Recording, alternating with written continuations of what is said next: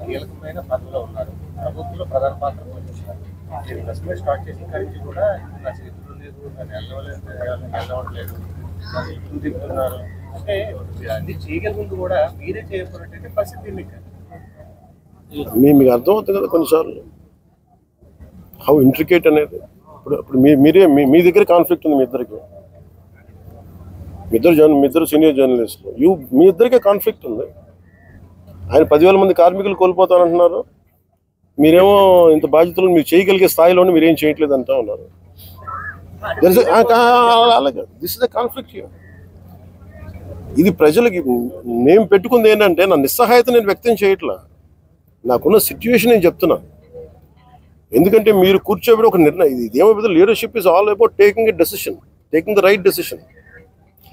తక్కువ ఇంపాక్ట్ తోటి ఎక్కువ లాభం జరిగేలా చూడటం.